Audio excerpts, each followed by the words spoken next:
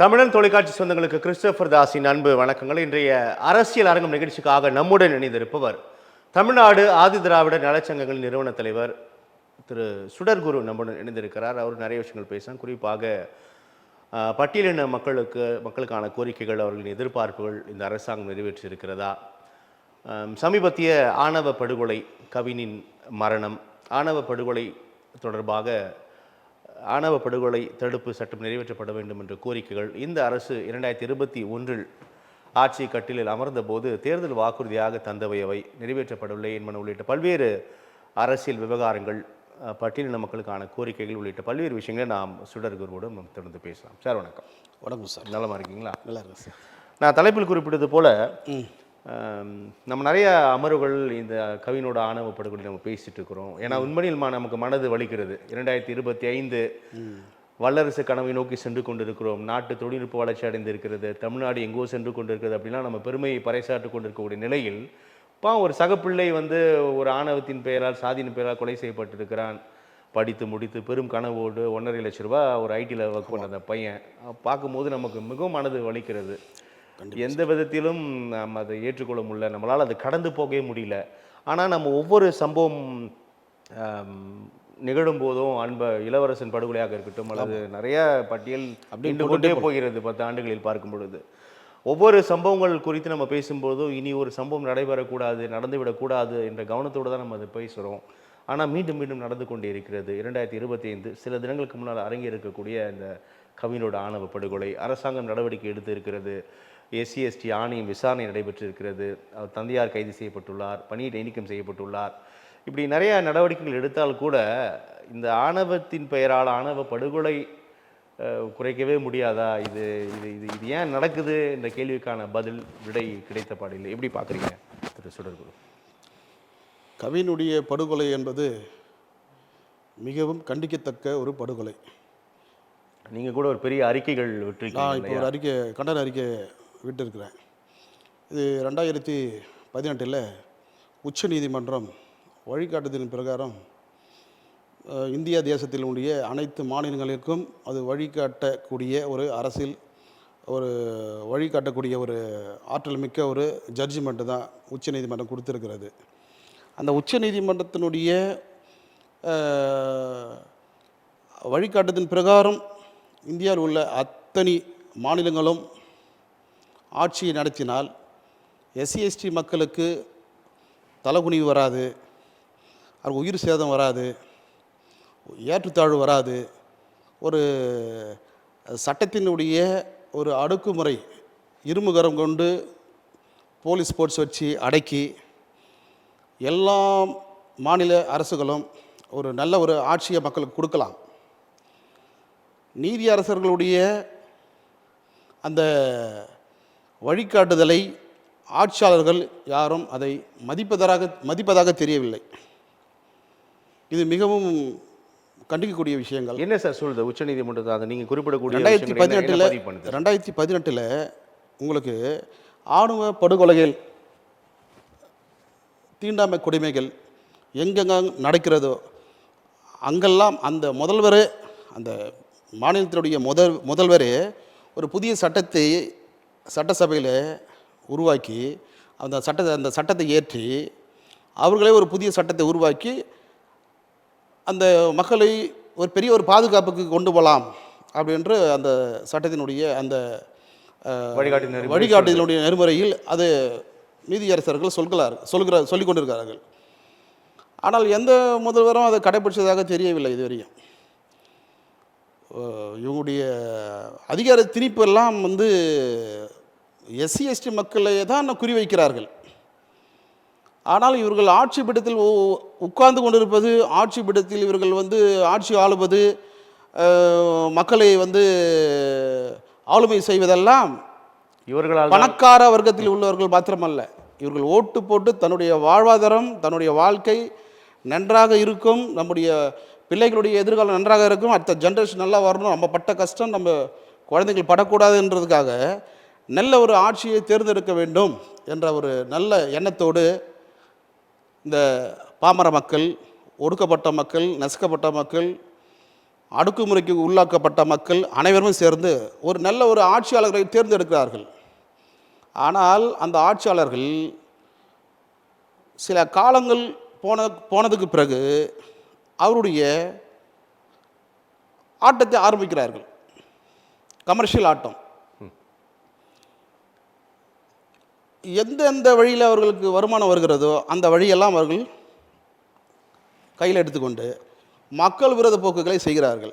இப்பொழுது 2026 சட்டமன்ற எலெக்ஷன் வருகிறது.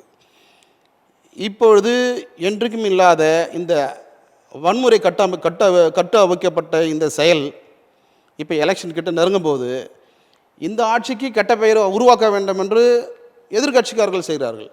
இப்போ அந்த ஆட்சியாளர்கள் வந்தார்கள்லாம் இந்த ஆட்சி ஒரு அவப்பெயரை உருவாக்குகிறார்கள். இது இங்கே தமிழ்நாட்டு மக்களை பொறுத்தவரையில் தமிழ்நாடு என்பது திராவிடன் என்பது தமிழ்நாடு, கேரளா, ஆந்திரா, கர்நாடகா, தெலுங்கானா இதெல்லாம் ஒரு காலத்தில் பல நூற்றாண்டுக்கு பின்னாடி போனீர் என்று சொன்னால் இது திராவிட நாடு. இது திராவிட என்ற பெயர் ஒரு பொதுச்சொல். திராவிட என்பது ஒரு பொதுச்சொல். இது ஒரு சிலர் சொல்வார்கள் இது தெலுங்கர் சொல்லு, இது கேரளா சொல்லு, இது கர்நாடகா சொல்லுன்னு சொல்லுவார்கள். அது அல்ல. திராவிட என்பது தென்னிந்தியாவினுடைய ஒரு பொதுச்சொல். திராவிட ஒட்டுமொத்த பெயர்களையும் ஒரு அரவணைச்சி கொண்டு போகக்கூடிய ஒரு வார்த்தை தான் திராவிடம் என்பது ஒரு சொல். அந்த சொல் இங்கே முப்பாட்டன் தாத்தா அயோத்திதாச பண்டிதர் திராவிடம் என்பது இந்த வார்த்தையை அவர் உச்சரிச்சிருக்கிறார். எல்லா இடத்துலையும் அவர் திராவிடம் என்று சொல்லி தான் பேசுவார். ஒரு சிலர் சொல்கிறார்கள் திராவிடம் என்பது ராமசாமி நாய்க்கர் தான் இதை கொண்டாந்தார். ராமசாமி நாய்க்கருக்கு மட்டுமே இந்த திராவிட நாடு சொந்தம், இது ராமசாமி நாய்க்கருடைய மண் என்கிறார்கள். ராமசாமி நாய்க்கர் என்பது அவருடைய பூர்வீகம் கர்நாடகா தெலுங்கர் தான். தெலுங்கு பேசுறதுனால அவர் சொல்கிறதுனால இது சொல்லு தெலுங்கு சொல்லுதான். ஆனால் இது தென்னிந்தியாவுடைய பொதுச்சொல். ஆகியனால தான் இந்த திராவிடன் என்பது அந்த வார்த்தையின் மீது தமிழக மக்களுக்கு ஒரு இழுப்பு. நம்மளுக்காக நம்ம திராவிட கொள்கையை ஏற்று தாங்கி கொண்டிருக்கிற அரசியல்வாதிகள் நம்மளை காப்பார்கள். தென்னிந்திய மக்களுக்கு ஒரு பொதுச்சொல் திராவிடன்ற சொல். இந்த திராவிடன்ற சொல் தெலுங்கர்களுக்கோ மற்றவர்களுக்கோ எல்லாருக்கும் பொதுவான சொல் திராவிடம். அதனால எங்களுடைய முப்பாட்டன் தாத்தா அயோத்திதாச பண்டிதர் வாழும் காலத்தில் திராவிடம் திராவிடம் திராவிடம் என்று தான் அவர் சொல்வார். இந்த வார்த்தை ஒட்டுமொத்த ஒரு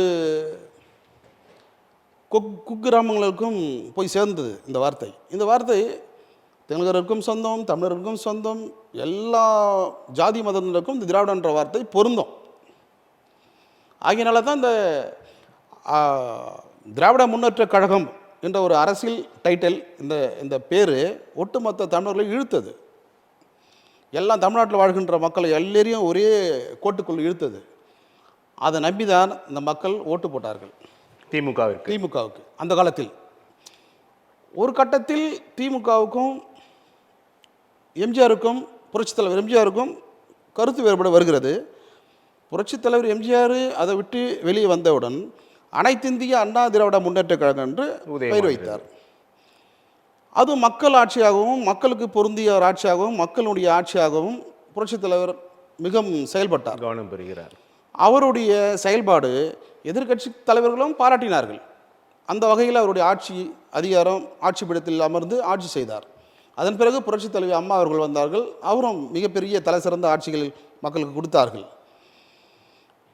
அதற்காக நான் முத்தமிழர் டாக்டர் கலைஞரை நான் குறை சொல்லவில்லை. இப்போது நீங்கள் திராவிட இந்த வார்த்தையை குறிப்பதனால நான் சொல்கிறேன் சார். இப்போது அந்த நிலப்பகுதி அயோத்திதாசர் இதை பயன்படுத்தினார். தென்னிந்திய மாநிலங்கள் குறிப்பாக தமிழகம், கர்நாடகம், கேரளம், ஆந்திரம் உள்ளிட்ட நிலப்பகுதிகளை குறிப்பதற்காக பயன்படுத்தப்பட்ட ஒரு சொல்லாடல். ஆனால் மொழிவழி மாநிலங்கள் பிரிக்கப்பட்ட பின்பு தமிழ்நாடு மட்டும்தான் திராவிடத்தை தூக்கி சுமக்கிறது, கர்நாடகா தூக்கி சுமக்கவில்லை, கேரளா தூக்கி சுமக்கவில்லை, ஆந்திரா தூக்கி சுமக்கவில்லை அப்படின்ற ஒரு கருத்து முன்வைக்கப்படுது. இதை எப்படி பார்க்குறீங்க? அதாவது நீங்கள் பார்த்தீங்கன்னா தமிழ்நாடு வந்து இது வந்து ஒரு தாய் பூமி. சென்னை மாகாணமாக இருந்த இது போது தாய் பூமி அனைவரும் உள்ளடக்கணும். இப்போது நீங்கள் ஆந்திராவுக்கு போயிட்டீங்களா, ஆந்திரா மட்டும் தெலுங்கர் மட்டுமே இருக்கிறார்கள்னு சொன்னால் இல்லை, அங்கேயும் தமிழர்கள் இருக்கார்கள். கண்டிப்பா எல்லா மாநிலங்களும் கேரளாவில் இருக்கிறார்கள், தமிழர்கள் அங்கேயும் இருக்கிறார்கள். கண்டிப்பா கர்நாடகாவிலும் இருக்கிறார்கள். ஆனால் எல்லா மக்களும் எல்லா மாநிலத்திலும் கலந்து தான் இருக்கிறார்கள். அதற்கு பெயர் தான் திராவிடம். இது ஒரு ஆனால் இந்த கொள்கை கோட்பாடை தூக்கி பிடிப்பது தமிழ்நாடு மட்டும்தான்னு சொல்றாங்க. மற்ற மாநிலங்களே திராவிடம் என்று பேசுறது இல்லையே, நீங்க மட்டும் ஏன் பேசிட்டு இருக்கிறீங்கன்னு கேட்குறாங்க. இப்போ நான் இங்கே வந்து நீங்க பார்த்தீங்களா, சரி, இது ஒரு தனி டாபிக், நம்ம பேசலாம். இது வந்து இதுக்கு பெயர் வந்து தமிழ்நாடுன்னு பெயர் வச்சார் பேரறிஞர் அண்ணா. தமிழ்நாடு இது வந்து தாய் உள்ளம் படைத்தவர்கள் தமிழர்கள். யாரும் மற்றவர்கள் மாதிரி நம்ம வந்து இங்கேருந்து அடித்து துரத்துறது கிடையாது. வரவங்களையும் வான்னு சொல்லுவோம், போகிறவங்களையும் ஏன் போனேன்னு கேட்க மாட்டோம். தமிழ்நாடு மக்களுடைய சிந்தனைகள் இதுதான். தாய் உள்ளத்தோடு ஒரு மாற்றான் தாய் அந்த மனப்பான்மையோடு கிடையாது. வந்தாரே வாடகைக்கும் தமிழ்நாடு மகிழ்ச்சி. இதை வந்து நீங்கள் இன்றைக்கி வந்து டாக்டர் கலைஞர் வந்து இன்றைக்கி ஆட்சி பீடத்தில் உட்கார்ந்து பல ஆண்டுகளாக ஆண்டுட்டு சென்றிருக்கிறார். அவருடைய குடும்பம் இன்றைக்கு ஆண்டு கொண்டிருக்கிறது. இது எதற்காக அந்த குடும்பத்தை மக்கள் விரும்புகிறார்கள், எதற்காக மக்கள் அவரை வெற்றி பெற வைத்தார்கள் திராவிட கழகத்தை, ஏன் வந்து முதல்வர் மு.க. ஸ்டாலினை ஏன் விரும்புகிறார்கள், ஏன் அந்த குடும்பத்தை விரும்புகிறார்கள்னு கேட்டால், ஒட்டுமொத்த கலைஞர் டாக்டர் சில பேர் நினைப்பாங்க கலைஞர் வந்து அவர் குடும்பத்தை இன்வால்வ் பண்ணிட்டாரு தமிழ்நாடு அரசியலில், அந்த குடும்பம் வந்து கொள்ளடிக்கிறாங்க, அதை பண்ணுறாங்க இதை பண்ணுறாங்க. அதெல்லாம் ஒரு பக்கம் நம்ம வந்து எடுத்துக்க முடியாது. கலைஞருடைய குடும்பத்தையே அவர் தியாகம் பண்ணியிருக்கார். இந்த மக்களுக்காக ஒழிங்க. அவங்க பிள்ளைகளிலிருந்து அவங்க பேர பிள்ளைகளிலிருந்து கொள்ளு பேர வரைக்கும் இந்த மக்களுக்காக சர்வீஸ் பண்ணுங்க. அவங்க இருக்கிற வசதிக்கு எங்கேயாச்சும் பிஸ்னஸ் பண்ணி எங்கேயோ வெளிநாட்டில் போய் பிஸ்னஸ் பண்ணி எங்கேயே போயிடலாம். ஆனால் இன்றைக்கி பொதுமக்கள் மத்தியில் அவங்களுக்கு வந்து நல்ல மக்கள் பணி செய்யணுன்றதுனால தான் அவங்க வந்து இன்றைக்கி வந்து எல்லா குடும்பத்தையும் இன்வால்வ் பண்ணிக்கிட்டு இருக்காங்க. அதில் நாங்கள் மாற்றுக்கிறது கிடையாது, அதில் வந்து நாங்கள் வரவேற்கிறோம், இல்லைன்னு சொல்லலை. ஆனால் இந்த எஸ்சி எஸ்டியுடைய படுகொலைகள், தீண்டாமை கொடுமைகள், கோவில் நுழைவுகள், 2 சுடுகாடு, இதுமாரி இந்த பஞ்சுமை நிலங்கள், இதுக்கெல்லாம் வந்து விடிவு காலத்தை அவங்க உருவாக்கி தர வேண்டும். இப்போ நீங்கள் வந்து ஒரு ஹவுசிங் போர்டு, ஸ்லம் போர்டு, இந்தமாதிரி மக்கள் வாழ்கிற இடத்துல நீங்கள் பார்த்தீங்களா? நம்ம அதை பேசலாம் சார், நம்ம அதை பேசலாம். இப்போ அதுக்கு முன்னதாக நீங்கள் இந்த கவினோட ஆணவ படுகொலை பேசும்போது அந்த சம்பவம் பேசும்போதெல்லாமே ஆணவ படுகொலைக்கான தனி சட்டம் இயற்றப்பட வேண்டும் அப்படின்னு எல்லாமே கோரிக்கைகள் தொடர்ந்து நீங்கள் கூட அந்த கோரிக்கைகள் முன்வைச்சு வரீங்க. ஆனால் 21 திமுக தேர்தல் வாக்குறுதியாக இது தந்தது, அதை ஒருவேளை செயல்படுத்தியிருந்தாலும் கூட இந்த குற்றங்கள் குறைந்திருக்க வாய்ப்பு இருந்திருக்குமோ அப்படின்ற ஒரு வாதம் முன்வைக்கப்படுது. எப்படி பார்க்குறீங்க சார்? இப்போது ஆட்சியாளர்கள் பொறுத்த வரைக்கும் கரெக்டாக இவங்களுடைய பார்வை மேல்தட்டு மக்கள் மீது இருக்குதோ இல்லையோ, கீழ்த்தட்டு மக்கள் மீது இருக்க வேண்டும். இந்த அரசியல் என்பது ஒரு அடக்குமுறை எங்கெங்கே இருக்கிறதோ அங்கெல்லாம் மீட்டெடுப்பது தான் ஆட்சியாளர்கள். அதுக்கு தான் சமூக நீதி மாடல் அரசு தான் தன்னை குறிப்பிடுகிறது. இந்த அரசு என்ன சொல்றாங்க, திராவிட மாடல் சொல்றாங்க, சமூக நீதி மாடல் அரசு அப்படின்னு சொல்றாங்களே. சமூக நீதி மாடல், திராவிட மாடல் சொல்றார்கள். ஆனால் அதுக்கு ஏற்றவர் போல் நடக்க வேண்டுமே, அதுதானே நாங்கள் விரும்புகிறோம். எங்களுக்கு யாரோ ஒருத்தர் முதலமைச்சர் ஆக்கணும். எஸ்சி எஸ்டி மக்கள் இந்த குறிப்பிட்ட கவினோட ஆணவ படுகொலைக்கு நான் முன்னுமே குறிப்பிட்டது மாதிரி சட்ட நடவடிக்கைகள், கொலை செய்யப்பட்டு கைது செய்யப்பட்டிருக்கிறார், அவங்க அப்பா கைது செஞ்சுருக்கிறாங்க, பணியிடை நீக்கம் செஞ்சுருக்கிறாங்க, எஸ்சி எஸ்டி அணி விசாரணை, இதெல்லாம் போயிட்டுருக்கு. வேற ஒரு அரசாங்கத்திற்கு அந்த ஆணவ படுகொலைக்கு என்ன சம்மந்தம், என்ன அரசாங்கம் வேறு என்ன பொறுப்பு இருக்க முடியும்னு நினைக்கிறீங்க சார்? இப்போது இதை வந்து 2 குடும்ப சண்டைன்னு சொல்கிறாங்க. அங்கே தென் தமிழகத்தில் 2 குடும்ப சண்டைகள், இது ஜாதி சண்டைகள் இல்லை அப்படின்னு சொல்கிறார்கள். ஆனால் 2 குடும்ப சண்டை தான், நான் இல்லைன்னு சொல்லலை. ஆனால் அந்த கொஸ்டின் எதனால் எழும்புது? இவர் ஒரு எஸ்சி எஸ்டி சமூகத்தை சேர்ந்த ஒரு தம்பி என்பதால் காதல் செய்தவர் கவின், அந்த சமூகத்தை கவின், அந்த கவின் அந்த பாப்பா தங்கச்சி வந்து வேற சமூகத்தை சேர்ந்த பெண் மிகவும் பிற்படுத்தப்பட்ட சமூகத்தை சேர்ந்த எம்பிசி கம்யூனிட்டி சேர்ந்த அந்த சேர்ந்தவர் சொல்கிறாங்க. இப்போது அங்கே தானே எழும்புது ஜாதி. அங்கே சண்டை எதனால் வருது? ஜாதி பாலிடிக்ஸ் தான் வருது. அப்போது 4 சவுத்துக்குள்ளே சண்டை போட்டால் அது குடும்ப சண்டை. நீ வெளியில் வந்துட்டியே, வெளியில் வந்துட்டு பப்ளிக்கில் போட்டு ஒரு எஸ்சி தம்பியை போட்டு ஒரு பையனை போட்டு படித்த பையன் பட்டதாரி இந்த சமூகத்தை எவ்வளோ பெரிய இழைப்போகுது, அவனை போட்டு நீ நடு ரோட்டில் போட்டு வெட்டுறியே. உனக்கு யார் அந்த அதிகாரத்தை கொடுத்தது? யார் உனக்கு அந்த வலிமை கொடுத்தது? என்ன உனக்கு அவ்வளோ பெரிய இரத்த வெறி? அப்போ இந்த ஆட்சியாளர்கள் தானே இது வந்து கட்டுப்படுத்தணும், விரும்புகிறவங்க கொண்டு கட்டுப்படுத்தணும் இல்லையா? அப்போது இந்த கொலைக்கு பின்னாடி கட்டுப்படுத்தி இருக்க முடியும்னு நினைக்கிறீங்க சார்? இப்போ இந்த சம்பவம் நடந்ததுக்கு அப்புறமா நடவடிக்கை எடுக்குது அரசு, முன்னதாக என்ன பண்ணியிருக்க முடியும் அப்படின்னு நீங்கள் நினைக்கிறீங்க? இப்போது நீங்கள் பார்த்தீங்களா, இதுக்கு முன்பாக நடந்த படுகொலை, ஆணவ கொலைகள் எல்லாம் செய்தவர்களுக்கு என்ன தண்டனை கொடுத்தார்கள் இந்த ஆட்சியாளர்கள்? அங்கே தண்டனை கடுமையாக இருந்தால் தானே இவனுக்கு பயம் வரும், கொலை செய்கிறவனுக்கு. அங்கே தண்டனை வந்து உங்களுக்கு மிகப்பெரிய லெவலில் வந்து குற்றவாளிகள் சுதந்திரமாக சுற்றுறானே, அது அந்த சுதந்திரம் தான் இவனை தூண்டுது. இப்போ கூட இந்த கொலை செய்தவனை என்ன பண்ணணும்? இவங்க பெயில் தரக்கூடாது, அரசாங்கம் அப்ஜெக்ஷன் பண்ணணும், கேஸை உடனே ட்ரையல் ஏற்றணும், ட்ரையல் ஏற்றி உடனே வந்து அவனுக்கு தண்டனை கொடுக்கணும். இது செஞ்சால் இந்த அரசாங்கம் சூப்பர் அரசாங்கம், நம்ம அது அந்த வந்து பாராட்டு தெரிவிக்கலாம். இப்போ இவனுக்கு பெயில் கொடுக்கக்கூடாது, அரசாங்கம் அதை தடை செய்யணும். உடனே ட்ரையல் ஏற்றணும், அந்த கேஸை ட்ரையல் ஏற்றி உடனே அவனுக்கு நீதியை வழங்கணும் அந்த குடும்பத்துக்கு. அதை செஞ்சால் இந்த திராவிட மாடல் அரசை நம்ம பாராட்டலாம். இதுக்கு 2 கருத்து சுடர் குரு. அதாவது ஆணவ படுகொலை என்று நிர்மாணிக்கப்படுகிறது. இது வந்து தன் சகோதரியை ஒருவர் காதலிக்கிறார், அது பிடிக்காமல் அந்த அந்த சகோதரன் செய்கிற ஒரு கொலை தவறு தான், குற்றம் தான், அதில் மறுப்பதற்கில்லை. இது ஏன் ஆணவ படுகொலையாக தீர்மானிக்கிறீங்க? இது அரசியலுக்காக சாதிய படுகொலையாக உருமாற்றம் செய்யப்படுகிறது. அரசாங்கமும் சில கூட்டணி நெருக்கடிக்காக ஆதரவு கரம் நீட்டுகிறார்கள். இதில் எங்கிருந்து வந்தது சாதி அப்படின்ற ஒரு கருத்து முன்வைக்கப்படுது, எப்படி பார்க்குறீங்க? இது வந்து அந்த கேள்விக்கு நம்ம வந்து சந்தேகப்படக்கூடிய செயலாக தானே இருக்கிறது, இப்போது இருந்து கொண்டு இருக்கிறது. இல்லை, அதை கொலை தான் சார். அவர் சகோதரன் வந்து தன் சகோதரி வந்து ஒரு பிடிக்கலன்னு கொலை பண்ணும்போது அது இங்கே ஆணவ படுகொலை எங்கே உருவாகுது? என்ன ஆதாரம்? ஏன் சாதிய படுகொலையாக உருமாற்றம் பண்ணுறீங்க அப்படின்னு ஒரு கருத்து முன்வைக்கப்படுது. அதை நான் கேட்குறேன் சார். அப்போது இவன் வந்து அந்த கொலை செய்தது வந்து குடும்ப சண்டைன்னு நீங்கள் சொல்கிறீங்களா சார்? நான் சொல்ல அப்படியான கருத்துக்கள் அதாவது முன்வைக்கப்படுதுன்னு நான் சொல்ல. இது வந்து குடும்ப சண்டை இல்லை, 4 சவுத்துக்குள்ளே இருந்தால் தான் குடும்ப சண்டை. இது 4 சவுத்துக்கு வெளியில் வந்துருச்சு. அப்போது இது வந்து உங்களுக்கு மிகப்பெரிய ஒரு படுகொலை. அது மறுப்பதற்கு இல்லை, அதுதான் படுகொலை, வன்கொடுமை. இது வந்து தீண்டாமை கொடுமை. அதுதான் கேட்குறேன். அது அந்த சார்ஜ் எங்கேருந்து வைக்கிறாங்கன்றது தான் கேள்வியாக இருக்குது. அவங்க அப்பா என்ன பண்ணாரு, அவங்க அம்மா என்ன பண்ணாரு சார்? அந்த தாயாரை கைது செய்ய வேண்டும் என்று குறி வைக்கிறார்கள். அவர்கள் என்ன பண்ணாங்க? இதற்கும் அவருக்கும் என்ன சம்பந்தம்? கேள்வி சார். இப்போ கவின் வந்து காதல் செய்கிறாரு, அவர் பெண்ணை காதல் செய்கிறாரு. அந்த தம்பி காதல் செய்ய பிடிக்கல, அவருக்கு திருமணம் செஞ்சு கொடுக்க பிடிக்கல அப்படின்னா, அவருக்கு கண்ட்ரோல் வரல அப்படின்னா காவல்துறை இருக்கிறது. காவல்துறை உதவி ஆய்வாளர்கள் காவல்துறையில் கம்ப்ளைண்ட் பண்ணுங்க. அவங்க அப்பா அம்மா கூட்டு வச்சு பேசுங்க, அந்த ஊரில் பெரியவங்களை கூட்டு வச்சு பேசுங்க.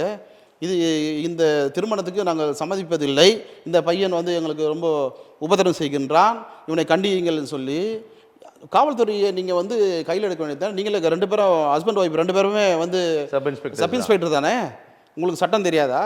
நீ ஏன் அவன் வந்து அதை செய்யலை? நீ காவல்துறையில் போய் கம்ப்ளைண்ட் பண்ணு, இல்லைனா வந்து ரெவன்யூ டிபார்ட்மெண்ட்டில் கம்ப்ளைண்ட் பண்ணு, கலெக்டரேட் போய் கம்ப்ளைண்ட் பண்ணு, இல்லைனா நீ வந்து செக்ரட்டரியேட் போ, சிஎம் செல்லில் கம்ப்ளைண்ட் பண்ணு. இன்றைக்கி எங்கன்னா ஒரு இடத்துல பெரிய ஒரு அதிகாரம் படித்த ஒரு அதிகாரத்தில் உள்ளவங்கிட்ட போய் கம்ப்ளைண்ட் பண்ணு, இல்லைனா ஊருக்காரங்க 4 பேர் கூப்பிட்டு வச்சு பேசு. அதை பேசிட்டு ஒரு தீர்வு காண்டு போக வேண்டியது தானே. நீ கொலை பண்ணுற நீ உனக்கு கொலை பண்ணிட்ட, பெரியவங்க சொல்லுவாங்க கத்தி அடிப்பவன் கத்தியாலே தான் மடிவான்னு சொல்லி. இப்போது நான் சொல்கிறேன், அதுனா இவங்களுக்கு மட்டும் விதிவிலக்கா? இப்போ நீ கத்தி எடுத்து சாண் அவனை கொலை பண்ணிட்ட, இப்போ அவன் உன்னை கொலை பண்ண மாட்டானா? கொலை பண்ணுவான்னு நான் சொல்ல வரல, அவன் பண்ண மாட்டானான்னு தான் கேட்குறேன். அவன் பண்ணுவான்ல, எப்படியாவது பண்ணுவான்ல சார், அவனுக்கு அந்த வெறி இருக்குல்ல. இப்போ தென் தமிழகத்தில் வந்து யாரும் சலிச்சவும் கிடையாது, எந்த சமூகத்துக்கும் சலிச்சவும் கிடையாது. எல்லாருமே ஒரு வீரர்கள் தான், எல்லாருமே ஒரு வீரத்தோடு இருக்கிறவர்கள் தான். ஆனால் இந்த உனக்கு எவ்வளோ வீரம் இருக்குதோ அதே வீரம் அவனுக்கும் இருக்குதே. நீ உனக்கு சாதகமாக டைம் வந்துருச்சு, நீ அதை பண்ணிட்ட, இப்போ அவனுக்கு டைம் சாதகமாக வரும்ல நாளைக்கு. இந்த சட்டம் உனக்கு தண்டிச்சுன்னா ஏதோ ஜெயிலில் இருந்து அரசாங்கத்தோட நடவடிக்கைகள் எப்படி சார் பார்க்குறீங்க? இந்த சம்பவத்தில் அரசாங்கத்தோட நடவடிக்கைகள் மீது நிறைய விமர்சனங்கள் முன்வைக்கப்படுது. எப்படி பார்க்குறீங்க? அரசாங்கம் சரியாக தான் அணுகுதுன்னு பார்க்குறீங்களா? சார் நான் வந்து நடவடிக்கைகள் சரியாக இப்போ வந்து சார் அரசாங்கம் வந்து யார் ஆட்சி செய்தாலும், நான் வந்து 16 வயசுலேருந்து அரசியலில் இருக்கிறேன், 16 வயசுலேருந்து பொது வாழ்க்கையில் இருக்கிறேன். நான் வந்து பல சீனியர் தலைவர்களிடத்தில், தமிழ்நாட்டில் உள்ள முக்கிய தலைவர்களிடத்துலலாம் நான் பழகியிருக்கிறேன், பேசியிருக்கிறேன். பொதுமக்களிடத்தில், எல்லா பொதுமக்களிடத்துலையும் நான் வந்து ஜாதி மதம் இல்லாமல் எல்லா இடத்துலையும் பழகிறேன். அவருடைய எல்லாருடைய அன்பை பெற்றவன் நான் யாரும் எனக்கு விரோதி கிடையாது. தமிழ்நாடு ஆதி திராவிடர் நல சங்கன்றது தான் டைட்டில் தவிர, இது ஒடுக்கப்பட்ட மக்கள், நசுக்கப்பட்ட மக்களுடைய ஒரு போர்க்களம். இது களம். இந்த களத்தின் வாயிலாக மக்களுக்கு நாங்கள் வந்து அரசாங்கத்தினுடைய சலுகைகளை பெற்றுத்தரதுக்கு தான் நாங்கள் வந்து இந்த டைட்டில். ஆனால் நாங்கள் சமத்துவமானவர்கள் தான், சமத்துவமான ஆட்கள் தான். எங்கேயும் நாங்கள் ஜாதி வரியோ இங்கேயும் நாங்கள் வந்து திணிப்பதில்லை. சமூக நீதிக்கான சமூக நீதியான பயணம் தான் இதெல்லாம், சமூக நீதியான பயணம் தான் இது. கிட்டத்தட்ட எங்களுடைய தாத்தா முப்பாட்டன் அயோத்திதாச பண்டிதருடைய வழிகாட்டுதல் பேரில் தான் நாங்கள் இயங்கிட்டு இருக்கிறோம். நாங்கள் வந்து வன்முறையாளர்கள் கிடையாது. ஆனால் இந்த தம்பி இன்னைக்கு கையில் எடுத்து அந்த ஒரு எஸ்சி தம்பியை போட்டு வெட்டிட்டாரு, மர்டர் பண்ணிட்டாரு. ஆனால் இவர் இன்றைக்கி பண்ணிட்டாரு. இப்போது அரசாங்கம் வந்து அந்த தம்பிக்கு, அவங்க குடும்பத்துக்கு உடனே நீதியை வழங்க வேண்டும், பெயில் தரக்கூடாது, அவங்கள சிறைச்சாலையில் வைக்கணும், அவங்களுக்கு தண்டனை வாங்கி கொடுக்கணும். அதுதான் அவங்களுக்கு சேஃப்டி. ஏதோ வாழ்ந்துட்டு போவான் உயிரா, அவனை வெளியே விட்ட அரசாங்கம் நாளைக்கு இவன் கட்சி எடுப்பான். என்னை வெட்டிட்டு நீ வெளியே சுற்றிக்கிட்டு இருக்கிற, உன்னை விடமாட்டான்னு சொல்லி இந்த சமூகம் கட்சி எடுக்கும். நாளைக்கு இந்த சமூகம் கட்சி எடுக்கும்போது இந்த வன்முறை எங்கேருந்து உருவாகுது? இரும்பு கரம் கொண்டு அடக்க வேண்டிய இடத்துல அடக்க வேண்டும். இப்போது ஆணவ படுகொலை அந்த சட்டம் வேண்டும் அப்படின்ற கோரிக்கைகள் தொடர்கிறத நம்ம பார்க்குறோம். 21 இந்த தேர்தல் வாக்குறுதியாக தந்தது, இன்னும் தரல அப்படின்னு சொல்கிறாங்க சார். ஒருவேளை இந்தியாவில் எனக்கு தெரிஞ்சு ராஜஸ்தானில் இந்த சட்டம் அமலில் இருக்குது, வேறு எந்த மாநிலங்களிலும் இல்லை. தமிழ்நாடு இதை வந்து இதை வந்து உறுதி செய்ய வேண்டும் அப்படின்ற கோரிக்கைகள் தொடருது. ஒருவேளை ஆணவ கொலை, அந்த ஆணவ படுகொலை தடுப்பு சட்டம் அமலில் இருந்தால் கூட இது போன்ற சம்பவங்களை தடுத்திருக்க முடியும்னு நம்ம நம்பலாமா சார்? சார் அதுதான் சார் மக்கள் ஆட்சி அதிகாரத்தை கையில் கொடுக்குறாங்க. இந்த ராஜகோல் எதுக்கு தர்றாங்க? முதலமைச்சர்ன்ற ராஜகோல் ஒன்று இருக்குங்களே, பீடம் இருக்குங்களே, முதலமைச்சர் பீடம். அந்த பீடத்தில் எல்லாரும் உட்கார முடியுமா? ஒட்டுமொத்த மக்களும் ஓட்டு போட்டு அந்த ராஜகோலை தர்றாங்கல்ல, அந்த ராஜ்யத்தை தர்றாங்கல்ல, அந்த பீடத்தில் உட்கார வைக்கிறாங்களா? முதலமைச்சர் பீடம் சாதன பீடமா? அந்த பீடத்தில் உட்கார வைக்கிறாங்க, ஆட்சியை கையில் கொடுக்குறாங்க. செய்ய முடியும் நினைக்கிறீங்க? ஒரு அரசாங்கம் என்ன சார் செய்யும்? ஒரு சமூக மாற்றத்தை அரசாங்கத்தால் எப்படி சார் முதலமைச்சர் நினைக்கிறீங்க சார்? முதலமைச்சர் பெரும் பொறுப்பு நான் மறுப்பதற்குள்ள, எனக்கும் உங்களுக்கும் அவர் தான் முதலமைச்சர், விரும்புகிறோமோ எதிர்க்கிறோமோ கண்டிப்பாக. ஆனால் ஒரு அரசாங்கம் இந்த சமூகத்தில் இருக்கக்கூடிய சாதி ஏற்றத்தாழ்வுகள் கட்டமைப்புகளை சரி செஞ்சு விட முடியும்னு நம்புறீங்களா சார்? சார் ஈஸியாக செய்யலாம் சார். அதுதான் சார் போலீஸ் ஸ்போர்ட்ஸு கையில். போலீஸ் ஸ்போர்ட்ஸ் எதுக்கு வச்சுருக்கீங்க கையில்? போலீஸ் ஸ்போர்ட்ஸ் இருக்குது. கிட்டத்தட்ட உங்கள்கிட்ட நிர்வாகி யார்? திமுக நிர்வாகி ஒரு வட்ட செயலாளர், ஒரு வார்டு செயலாளர் ஒரு விஓக்கு சமம், ஒரு நகர செயலாளர் ஒரு ஆர்ஐக்கு சமம், ஒரு ஒன்றிய செயலாளர் ஒரு தாசில்தாருக்கு சமம், ஒரு டிஸ்ட்ரிக்ட் மாவட்ட செயலாளர் ஒரு கலெக்டர் சமம். அரசாங்கம் கட்டமைப்பு ஒன்று இருந்தாலும் கூட அரசியல் கட்டமைப்புன்னு ஒன்று கையில் வச்சுருக்கிறீங்களே. நேர்முகமாகவும் நீங்கள் ஆட்சியாளர், மறைமுகமாகவும் நீங்கள் ஆட்சியாளர். பெரிய அரசியல் கட்சி இல்லை திமுக தமிழ்நாட்டில். அதுக்கு மாற்று அரசியல் கட்சி அனைத்து இந்திய அண்ணா திராவிட முன்னேற்ற கழகம். இவங்க 2 பேரும் பங்காளி சண்டை. இவங்க 2 பேரும் சண்டைலாம் போட்டுக்க மாட்டாங்க. இவங்க 2 பேரும் பங்காளி சண்டை. நீ ஒரு வாட்டி நீ ஆண்டுக்கோ, ஒரு வாட்டி நான் ஆண்டுக்கிறேன் ஆச்சுங்களா? நம்ம 2 பேரும் தான் கரெக்டாக இருக்கணும். ஆனால் 3வது எவனும் வந்துடக்கூடாது என்பதில் குறியாக இருக்கிறார்கள். அதில் குறியாக இருக்கிறார்கள், தெளிவாக இருக்கிறார்கள். ஆனால் இந்த மக்களும் மாற மாட்டார்கள். திராவிட கட்சியை மட்டும்தான் ஏற்றுக்குவான். எத்தனை பேர் அரசியல் கட்சி ஆரம்பித்தாலும் இந்த தமிழ்நாட்டில் 20 எம்எல்ஏ சீட்டு வச்சுருந்தவங்க, 25 எம்எல்ஏ சீட்டு வச்சுருந்தவங்க, பெரிய பெரிய பேசப்பட்ட தலைவர்கள், தேசிய லெவலில் பேசப்பட்ட தலைவர்கள்லாம் காணாமல் போயிட்டாங்க. வரலாறு இருக்கிறது, காணாமல் போயிட்டாங்க. அவங்க எம்எல்ஏயும் காணாமல் போயிட்டாங்க ஆச்சுங்களா? அதுபோல் ஒரு தமிழ்நாடு. இந்த மக்கள் வந்து அவ்வளோ சீக்கிரம் யாரையும் முதலமைச்சர் ஆக்கிட மாட்டாங்க, அவ்வளோ சீக்கிரம் ஆக்கிட மாட்டாங்க. நீ காசு கொடுத்தாலும் கொடுக்கலனாலும், நீ இலவசம் கொடுத்தாலும் கொடுக்கலனாலும், இவங்க அறிவாளிகள். நீ நினைக்கிற மாதிரி இருக்குது. இது கர்மவீரர் காமராஜர் பிறந்த மண், இது ராஜ்ய தந்திரம் உள்ள மண் இது. இதை வந்து இங்கே யாரும் வந்து அனாவசியமாக வந்து வாலாட்ட முடியாது. இது காமராஜர் பிறந்த மண், இது கக்கன் பிறந்த மண், தாத்தா கக்கன் பிறந்த மண். இது உங்களுக்கு பெரிய பெரிய சீனியர் தலைவர் பிறந்த மண். படிப்புக்கும் அரசியலுக்கும் சம்மந்தம் கிடையாது சார். நீங்கள் போயிட்டு ரோட்டில் வந்து சாதாரணமாக ஒரு ஒரு அடிப்படை வேலை செய்கிற ஒரு ஒரு ஒரு பச்சை தமிழனை போயிட்டு நீங்கள் ஒரு நல்ல தமிழனை போயிட்டு அரசியல் பேசுனீங்க வச்சுங்க, அவன் அழகாக பேசுவான், அரசியல் அருமையாக பேசுவான். எதுக்கு நம்ம ஆட்சி இவங்களை கொண்டாந்தோம், ஏன் இவங்க இப்படி பண்ணுறாங்க அப்படின்னா அவன் கிளியராக சொல்லிவிடுவான். இந்த மாதிரி தான் நடக்குதுன்னு சொல்லுவான். தமிழனுக்கு உரியது அரசியல். கல் தோன்றி மண் தோன்றா காலத்துக்கு முன் தோன்றிய மூத்த குடி தமிழன். சார், நம்ம இடைவெளிக்கு முன்னாடி சமீபத்திய ஆணவ படுகொலை ஏற்படுத்தி இருக்கக்கூடிய தாக்கம், அது அரசாங்கம் நடவடிக்கைகள் பேசணும்.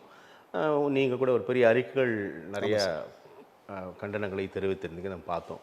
இப்போ நம்ம தொடர்ந்து மற்றொரு விவகாரமாக பார்க்கும் பொழுது இந்த ஆற்றங்கரையோர மக்கள் அப்புறப்படுத்த வேண்டும் என்ற நீதிமன்றத்தின் உத்தரவை மேற்கோள் காட்டி ஆங்காங்கே அப்புறப்படுத்தி வருவதை நம்ம பார்க்குறோம்.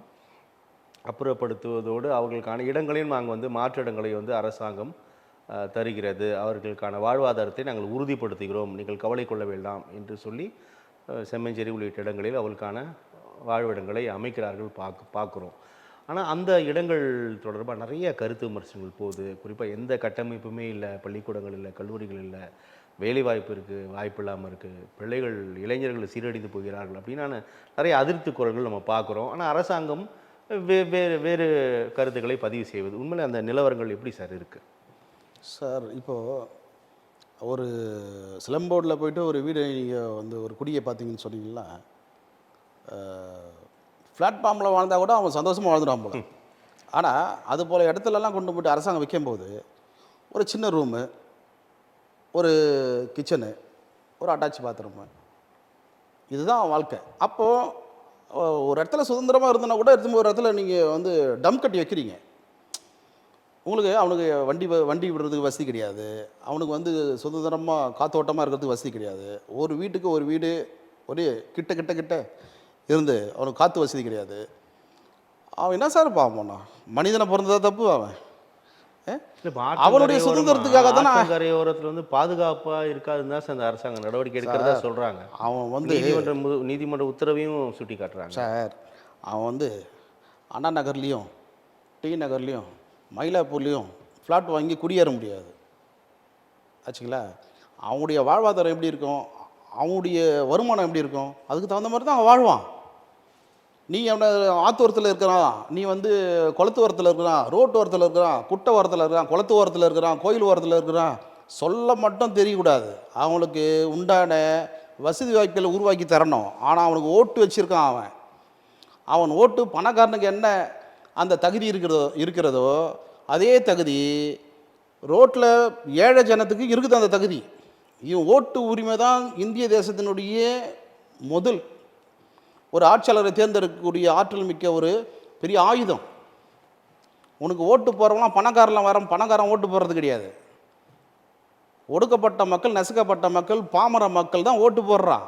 நீ அதை சிந்திக்க வேண்டும், ஆட்சியாளர்களை சிந்திக்க வேண்டும். ஓட்டை பெற்றுக்கிட்டு பீடத்தில் உட்காந்து ஆட்சி பீடத்தில் சிந்திப்பதனால தான் நீங்கள் காலங்காலமாக பாதுகாப்பு இல்லாமல் இருக்கீங்களே. உங்களுக்கு பாதுகாப்பை உறுதிப்படுத்துகிறோம், ஒரு நல்ல இடத்துல உங்களுக்கு வந்து குடியமர்த்துகிறோம்னு சொல்கிறாங்க. அது ஏற்புடையது இல்லையா? அதான் சார், இவங்க குடியை அமர்த்துவது, மக்களுக்கு தொண்டு செய்வது எல்லாம் நான் ஏற்றுக்கிறோம். ஆனால் போதிய அளவுக்கு இல்லையே. அதுதானே எங்களுடைய கொஸ்டின். போதிய அளவுக்கு இல்லையே. உங்களுக்கு வந்து மேல்தட்டு மக்களுக்கு நல்ல வசதி வாய்ப்புகள் நிறைந்த மக்களுக்கு செய்யக்கூடிய சலுகையே இங்கே இல்லையே.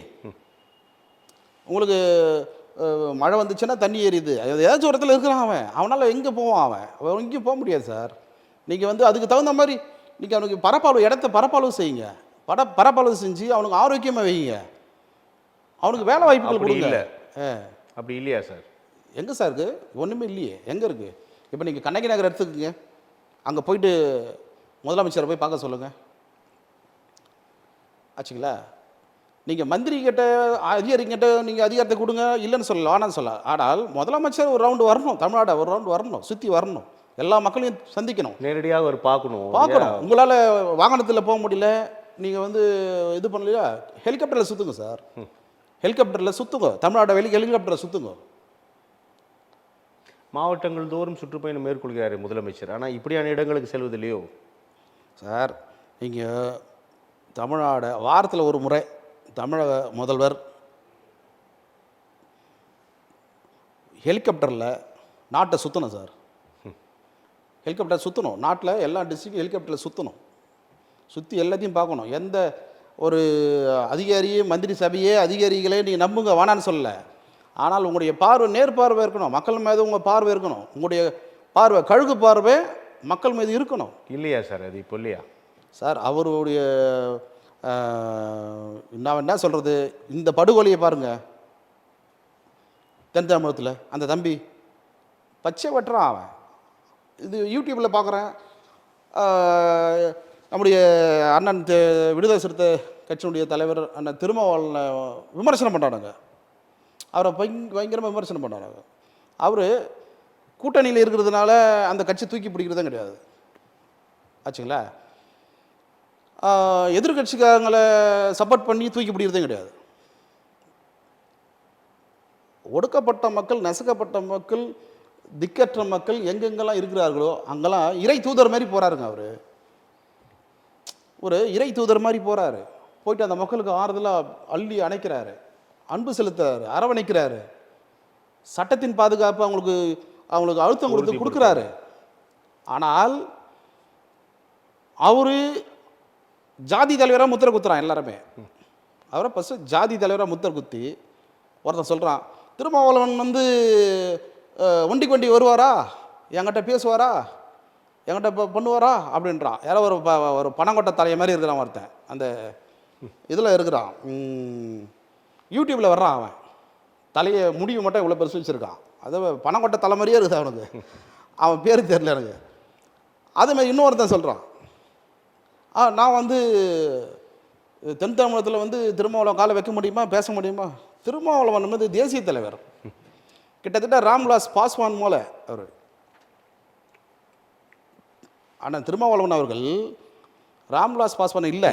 ஆனால் தேசிய தலைவர் ராம்விலாஸ் பாஸ்வானுக்கு நிகரான தலைவர் இன்றைக்கு இந்திய தேசத்தில் அண்ணன் திருமாவளவன் தலைவர் தான். நீங்கள் குறிப்பிடக்கூடிய திருமாவளவன் உள்ளிட்ட இயக்க அமைப்பு தலைவர்கள், உங்களை போன்ற இயக்கங்கள் அமைப்புகளை வைத்திருப்பவர்கள் எல்லாமே ஒரு சேர இப்படியான ஆற்றங்கரையோர மக்களை அப்புறப்படுத்துகிறீர்கள், அவர்களுக்கு வந்து உரிய இடங்களை தரணும் அப்படின்னு ஒருமித்த குரலில் ஒலிக்கிறீங்களா சார்? அப்படி ஒரு குரல்கள் பதிவு செய்யப்படுதா சார்? இன்னும் இப்போ பாருங்க, தமிழ்நாடு ஆதி திராவிட நல சங்கம் தமிழ்நாட்டில் உள்ள அத்தனை எஸ்சி எஸ்டி தலைவர்களுக்கும் சொந்தமானது. அரசியல் என்பது வேறு, சங்கம் என்பது வேறு. இந்த சங்கம் நியூட்ரல் சங்கம். இப்போ ஜான் பாண்டியனும் இதுக்கு எங்களுக்கு இந்த சங்கத்துக்கு உரியவர் தான். அண்ணன் டாக்டர் சேக்கு தமிழரசனும் இந்த சங்கத்துக்கு உரியவர் தான். அண்ணன் டாக்டர் திருமாவளவன் இதுக்கு உரியவர் தான். டாக்டர் கிருஷ்ணசாமி அவரும் இது உரியவர் தான். போய் ஜெகன்மூர்த்தி இதுக்கு உரியவர் தான்.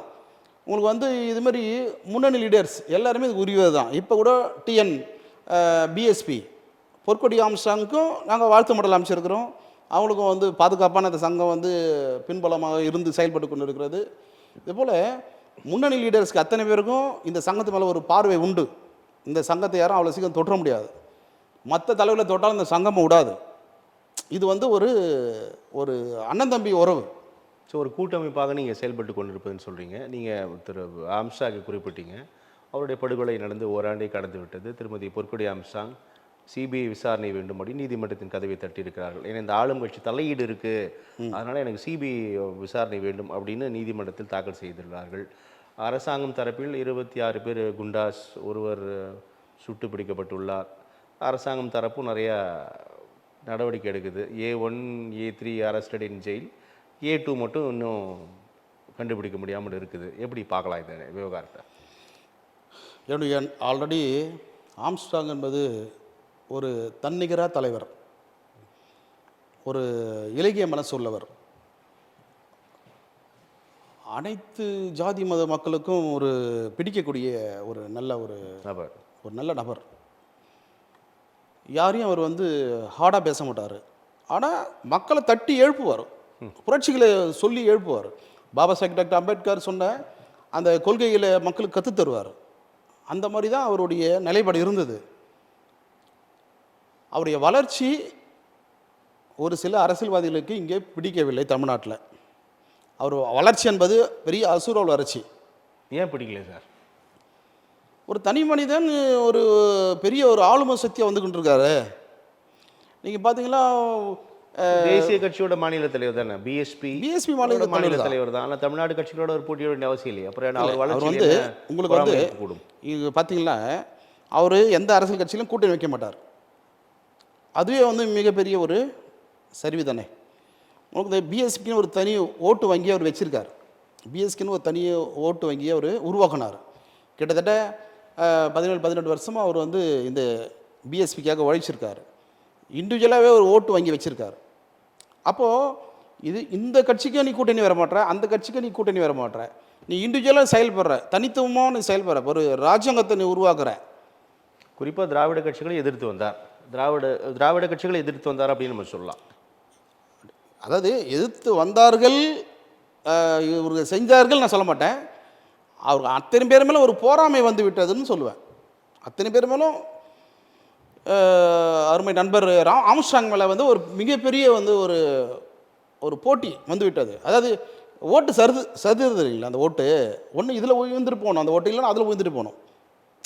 ஏபி 2 லட்சம் ஒன்று உயர்ந்துட்டு போகணும். ஆனால் எதுலேயுமே உயிலையே தனியாக போகுது அந்த ஓட்டு. அப்போ இந்த ஓட்டு வந்து இந்த ஓட்டு வங்கி இவ்வளோ கணிசமான ஓட்டு வங்கி வச்சுருக்கானே, எதுக்கும் அசர மாட்டானே, இண்டிவிஜுவலாக வந்து செயல்படுறானே, எப்படி இதை வந்து நம்ம வந்து மேற்கொள்வது அப்படின்னு ஒரு கால சூழ்நிலைகள் அவங்களுக்கு ஒரு நெருக்கடி வரும்போது இது வந்து காலம் பதில் சொல்லும். திருமதி பொற்கொடி ஆம்ஸ்ட்ராங் அவர்கள் வந்து அமைதியான பெண்ணாக வீட்டுக்குள் இருந்தார்கள். சாது மிரண்டால் காடு கொள்ளாது என்று பழமொழி இருக்கிறது. அந்த பழமொழிக்கு ஏற்றவாறு இன்றைக்கி பொற்கொடி ஆம்ஸ்ட்ராங் அவர்களை இன்றைக்கி சூறாவளி புயல் போல் உருவாகி இருக்கிறார்கள். இவருடைய பின் விளைவு ஆம்ஸ்ட்ராங்கை படுகொலை செய்த அந்த நபர்களுக்கு கண்டிப்பாக பெரிய பதிலடியை கொடுக்கும் என்பது இந்த தமிழ்நாடு ஆதிதிராவிட சங்கம் அவங்களுக்கு உறுதுணையாகவும் இருக்கும் என்பதை நான் பதிவு பண்ணுங்க. தமிழ் மாநில பகுஜன் சமாஜ் கட்சி உதயமாகி இருக்கிறது, என்ன தாக்கத்தை ஏற்படுத்தும் நினைக்கிறீங்க சார்?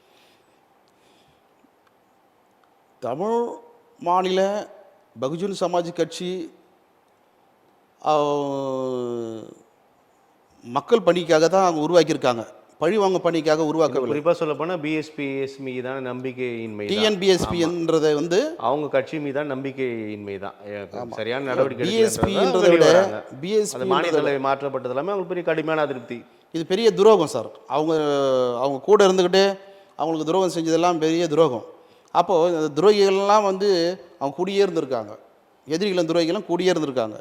இது காலம் மாற வரும்போது அவங்களுக்கு தெரிய வரும்போது என்ன ஆகுதுன்னா, அப்போ தான் என்ன பண்ணுறாங்க, அவங்க டிஎன்பிஎஸ்பின்ற ஒரு கட்சியை உருவாக்குறாங்க. தமிழ் மாநில பகுஜன் சமாஜ் கட்சியை உருவாக்கி அவருடைய கணவர் விட்டு போன அந்த பணியை தான் சிறப்பாக செய்ய வேண்டும் அப்படின்ற ஒரு நோக்கத்தோடு இறங்கியிருக்கிறார்கள். அதே நிலையில் அவருடைய கணவருடைய படுகொலையை யார் செய்தார்கள், யார் செய்ய சொன்னார்கள், இந்த கொலைகாரர்களுக்கு யார் பின்பலம் இருக்கிறார்கள் என்பதெல்லாம் ஒரு சர்வே அவங்க எடுத்துக்கொண்டு தான் இருக்கிறார்கள். இன்னும் அவங்க வந்து சர்வே பண்ணிக்கிட்டே இருக்காங்க. இன்றைக்கி அதனுடைய எதிர்வினையெல்லாம் யார் ஆம்ஸ்ட்ராங் அவர்களை படுகொலை செய்தார்களோ அவர்களுக்கு வந்து காலம் வந்து அவங்களுக்கு திருப்பு முறையை அவங்களுக்கு கொடுக்கும், பதிலடி கொடுக்கும். இப்போது இந்த கொலை தொடர்பாக குற்றவாளி சம்போ செந்திலை இன்னும் கைது செய்ய முடியவில்லை, இன்னும் நெருங்க முடியாமல் இருக்கிறது தமிழக காவல்துறை. எப்படி பார்க்கலாம் சார் இது? சார், சம்போ செந்தில், மொட்டை கிருஷ்ணன் என்ற 2 பேர், 2 அக்யூஸ்ட் வந்து இன்னும் காவல்துறை கைது செய்யவில்லை. ஏற்கனவே கைது செய்தவர்களெல்லாம் வந்து சிறைச்சாலையில் இருக்கிறார்கள். அதில் ஒரு பையனை போட்டு சுட்டு தள்ளிட்டாங்க.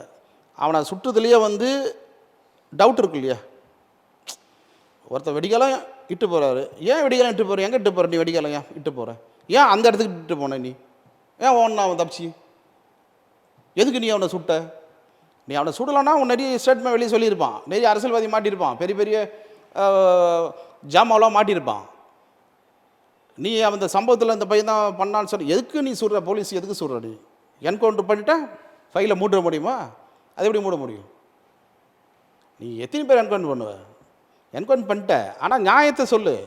சரி, அவ்வளோ வீரம் இருந்துச்சுல்ல, அவனை என்கவுண்டர் பண்ணல, அந்த 2 பேரையும் ஒன்றும் பிடிக்காமல் இருக்க, அந்த சம்பவம் செந்திலையும் அந்த மொட்டை கிருஷ்ணனையும் பிடிக்காமல் இருக்கிற. அப்போ ஆட்சியாளர்களை நான் குறை சொல்லுவேன் சார். நான் இவ்வளோ தூரம் அவங்கள ஆரம்பத்தில் நான் பேசுனது பிரகாரம் அது வேற, இது வேற. ஒரு அக்கிஸ்ட்டை நீ இது வரைக்கும் அரெஸ்ட் பண்ணாமல் இருக்கிறீங்களே, 2 அக்கிஸ்ட்டை நீ விட்டு வச்சுருக்கீங்களே, சிறைச்சாலை உருவத்துக்கு அந்த ஒட்டு அவனை ஓடிட்டான்னு சொல்லி அவனை சுட்டுட்டீங்க. அவங்ககிட்ட நிறைய ஸ்டேட்மெண்ட் இருக்குது, வெளியே வரணும்ல. அப்போ அந்த ஸ்டேட்மெண்ட் சொல்கிறது யார்? ஸ்டேட்மெண்ட் சொல்கிறது யார்? இப்போ இவ்வளோ பேரும் நீ புடி பிடிச்சிட்டீங்க, ரைட்டு. அது ட்ரையலில் பார்த்துக்க போகிறாங்க.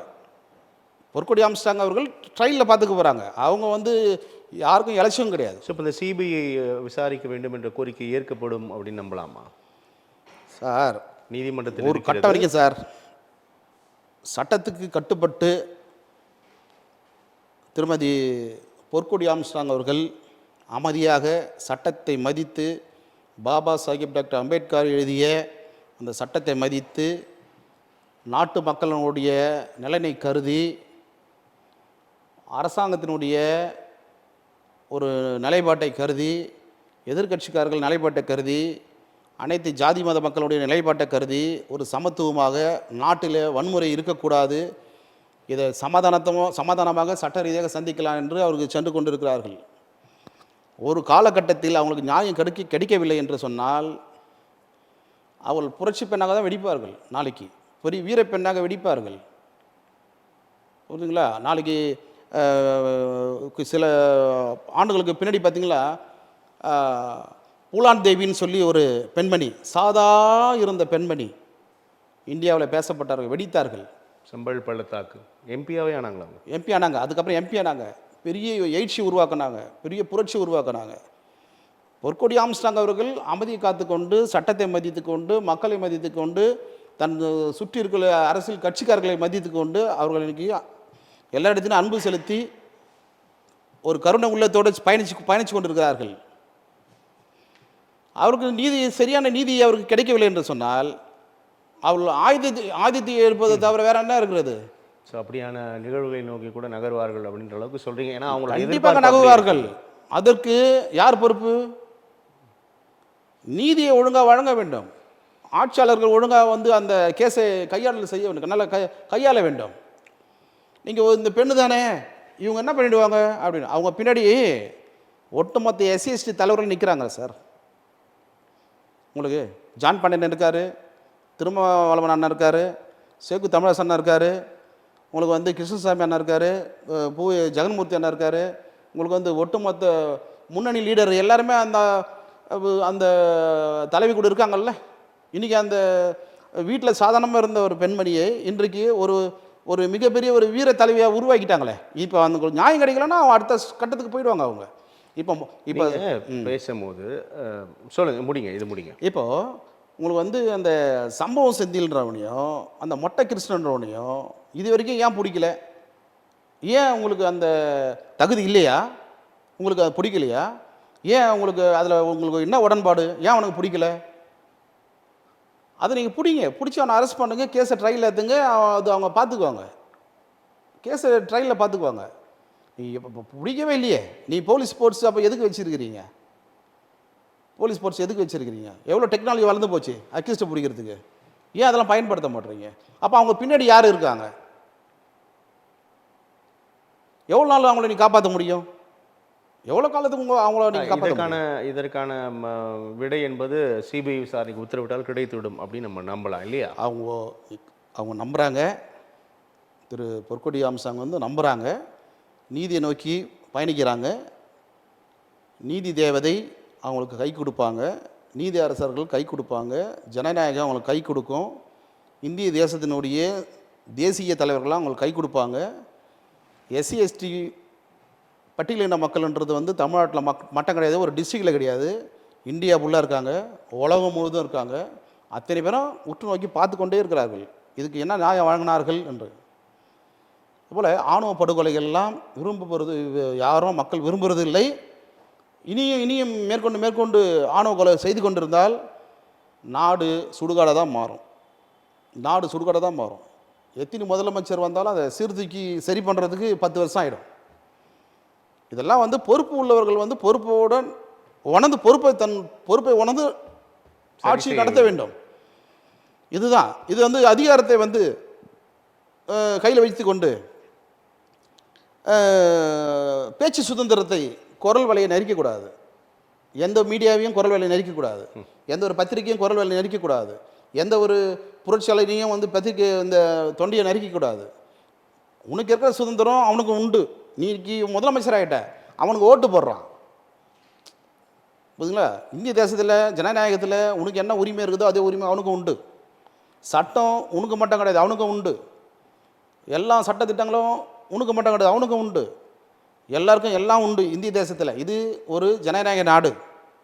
உங்களுக்கு அப்புறம் கவர்னர் இருக்கார், கவர்னருக்கு அப்புறம் நீதிமன்றம் இருக்குது, நீதிமன்றத்துக்கு அப்புறம் குடியரசுத் தலைவர் இருக்கார், பிரதமர் இருக்கார், குடியரசுத் தலைவர் இருக்கார், அதுக்கு மேலே ஐநா சபை இருக்குது. இது அதிகாரன்றது ஒரு தனி மனிதன் கையில் கொடுக்குறது மட்டும் கிடையாது, ஒரு கண்ட்ரோல். இது உனக்கு ஒரு கண்ட்ரோல். ஏன்பா நீ வந்து நாட்டை ஆளுப்பா, மக்களை வழி நடத்துப்பா, நல்லா மக்களுக்கு வந்து ஜனநாயக இதில் அவங்களுக்கு உண்டான சலுகையை கொடுப்பா, மக்களுக்காக உழைப்பா. இதுக்கு தான் ஓட்டு போட்டு தேர்ந்தெடுக்கிறாங்க.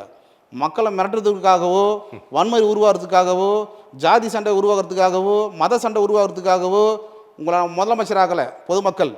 நல்லது சார், நம்ம தொடர்ந்து பேசலாம் அடுத்த கட்ட நகர்வுகளில். உங்களோட வருகைக்கும் கருத்து பகிர்ந்து. நன்றி சார்.